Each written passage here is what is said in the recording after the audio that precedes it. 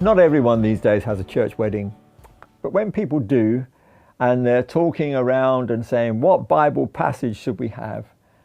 They very often come to 1 Corinthians 13. Maybe it's not a passage that they've heard before, but it gets recommended a lot when you're going to have a church wedding. And the part that's normally read out is the section that starts in verse 4.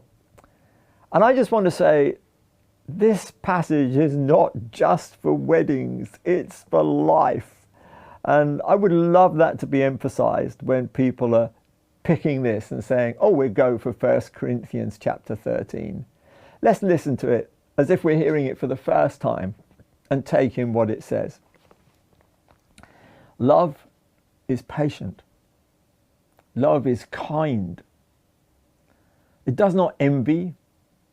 It does not boast. It is not proud. It does not dishonor others. It's not self-seeking. It's not easily angered. It keeps no record of wrongs. Love does not delight in evil, but rejoices with the truth. It always protects, always trusts, always hopes, and always perseveres. It is an incredible list, isn't it?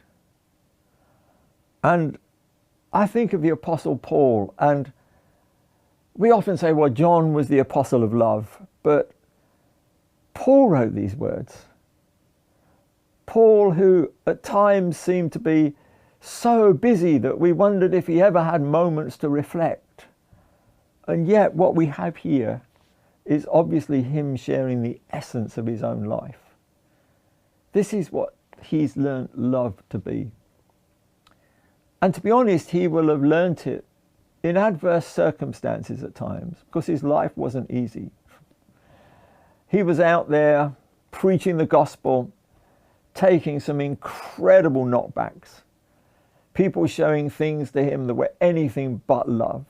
Judgmentalism, criticism. And he was not saying this from a sense of self-pity. He's not saying, I only wish that people knew that love is patient, that love is kind, love does this and love does that, because it would be nice if they behaved like that towards me. But it's not coming across in that spirit. It's saying, this is what I've found love to be. And it's a kind of love that is responding rightly in the midst of adverse circumstances. It's not going to dishonor someone else, even though that person might have dishonored you.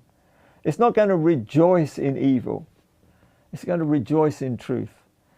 And all of this is just put into a different perspective when we start asking ourselves the question, is this how I react when things against me make it tough? We can look at one another on a wedding day with smiley eyes and say, oh, this is what love is like and it's going to be like that. But even married couples come across tough times, and I wonder if they remember these verses. This wasn't just a marriage passage, so there's an obligation on all of us to take it to heart, married or single, whether it was read in our marriage service or not, and say, this is how I've got to respond, because that's how Paul must have responded, and certainly it's how Jesus responded. Let's show that love in the way that God intends.